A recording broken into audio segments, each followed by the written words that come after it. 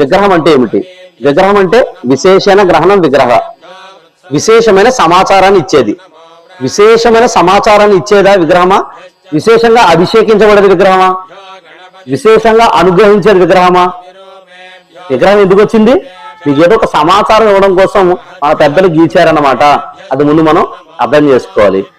పురాతన కాలంలో పెద్దలు, వైదిక పెద్దలు ఏదైనా ఒక సమాచారం కోసం బొమ్మల ద్వారా చెప్పేవారు. దీన్ని మనం శిల్పాగమన శాస్త్రం అంటాం. ఏమంటాం? శిల్పాగమన శాస్త్రం అంటే బొమ్మలతో మాట్లాడడం. ఇప్పుడు మనకు భాష ఉంది, ఇలా మాట్లాడుతున్నాం.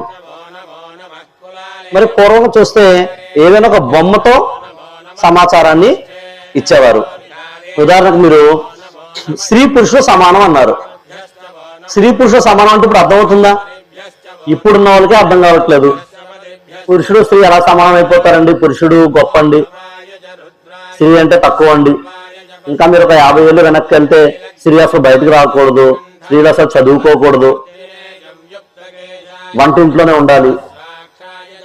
కానీ కొన్ని లక్షల సంవత్సరాల క్రితమే మన పూర్వీకులు స్త్రీ పురుషులు సమానం అని చెప్పడమే కాకుండా అది మనకు అర్థం అవడం కోసం ఒక బొమ్మ గీశారు. సగం పురుషుడు సగం స్త్రీ ఉంటారు. ఏంటా బొమ్మ? ఏమా? వెరీ గుడ్, అర్ధనారీశ్వరులు. స్త్రీ పురుషుడు సమానం అని చెప్పడానికి ఒక బొమ్మ గీశారు. ఆ బొమ్మను చూసినప్పుడు ఒక భార్యాభర్త ఆ విగ్రహాన్ని చూశారు. చూసి అప్పటిదాకా గొడవలు ఉన్నాయి, గొడవలు పడుతున్నారు. ఆ విగ్రహాన్ని చూపించారు పెద్దలు తీసుకెళ్లి. చూపిస్తే భార్య చూసింది, ఓకే నా భర్త లేకపోతే నా బొమ్మకి పరిపూర్ణత లేదు. నా బొమ్మ ఫుల్ఫిల్ అవ్వాలంటే ఎవరుండాలి నాతో పాటు? నా భర్త ఉన్నప్పుడే ఆ బొమ్మ ఏమవుతుంది? పరిపూర్ణం అవుతుంది. కాబట్టి నా భర్తను నేను ప్రేమించాలి అని ఆ భార్య అనుకుంది. భర్త ఆ బొమ్మను చూసినప్పుడు, ఆ విగ్రహాన్ని చూసినప్పుడు, నేనేదో ఎక్కువ అనుకున్నాను, నేనే ఎక్కువ కాదు, ఆమె సగం నేను సగం. ఆ బొమ్మ చూడండి, 50-50 ఉంటాయి కదా. 50% 50% ఉంటుంది అంతేనా? 70-30 ఉంటుందా?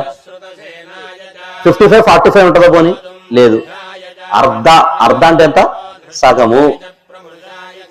భర్త చూశాడు, చూసే నేనేదో గొప్ప అనుకున్నాను, నేనేదో పెద్దోడిని అనుకున్నాను, నేనేదో అధికారి అనుకున్నాను, కాదు.